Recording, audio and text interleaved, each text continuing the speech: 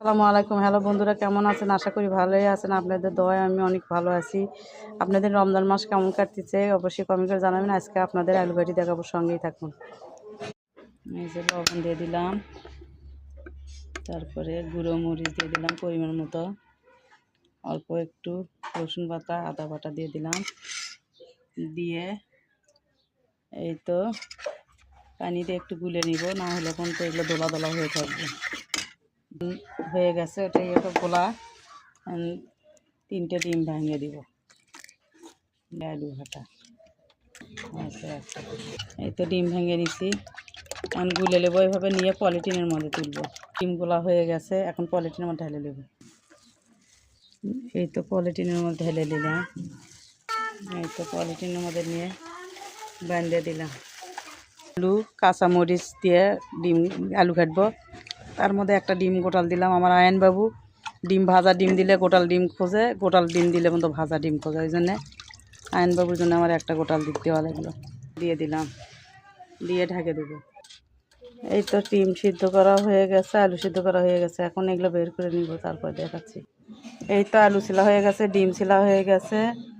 এই তো ডিম সিদ্ধ করা হয়ে গেছে। দেখছেন ডিম কীরকম শাপলা পাতা মাছের মতো। এখন এগুলো কেটে নিয়ে ভেজে নেব, সঙ্গে থাকুন। এই যে ডালের বড়া, বড়া মানে ডালের পেঁয়াজি, এটা দেবো হলো আলু ঘাটার মধ্যে। দেখতে থাকুন। তো ডালের পেঁয়াজি হয়ে গেছে, এখন তুলে নিব। সামান্য একটু হলুদ দিয়ে নিলাম, ডিম ভেজে নিব।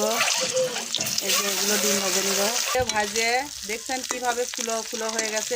তরকারির মধ্যে দিলে আরও ফুলে উঠবে। এই তো পেঁয়াজ দিয়ে নিলাম, দিব তেজপাতা দিয়ে দিলাম, একটু মশলা গোটা দিয়ে দিলাম, হলুদ দিয়ে দিলাম। এখানে দিছি আমদনির পাতা, তারপরে মরিচ বাটা, আদা বাটা, রসুন বাটা। এখন হলুদ দিয়ে নিলাম, এখন পানি দিয়ে আমি ওর ভিতরে ঢেলে দিব।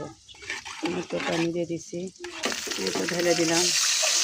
টমেটো দিয়ে দিলাম, কিসের জন্য? কষা আলু ঘাটি কষানোর সময় টমেটো না দিলে পর্যন্ত সিদ্ধ হবে না। এই তো তরকারি বড় করছে, কষানো হয়নি, আরও কষাবো। এই তো কষানো হয়ে গেছে, এখন ঝোল দিয়ে ডিম ঢেলে দিব। বল ফুটে গেছে, এখন ডিম ঢেলে দিলাম। ডিম ডালের বড়া এগুলো সম্পূর্ণ ঢেলে দিচ্ছে এর মধ্যে। এই তো আমার ঘাটি হয়ে গেছে, দেখেন ডিমগুলো কত বড় বড় হয়ে গেছে, আবার ডালের বড়াগুলো বড় বড় হয়ে গেছে কুমুর বড়ির মতো। তো এখন নামিয়ে নিব, সঙ্গেই থাকুন। এই তো ঢেলে দিচ্ছি। এই তো আমার আলু ঘাটি কেমন হয়েছে ডিম দিয়ে অবশ্যই কমেন্ট করে জানাবেন। আপনারাও আলু এভাবে ঘাটে খাইয়েন। তো আমরা বগুড়ার মানুষ, আলু ঘাটি পুরপুরি এগুলো বেশি খাই, এবং সেই জন্য ভিডিও থেকে কেমন হয়েছে অবশ্যই জানাবেন।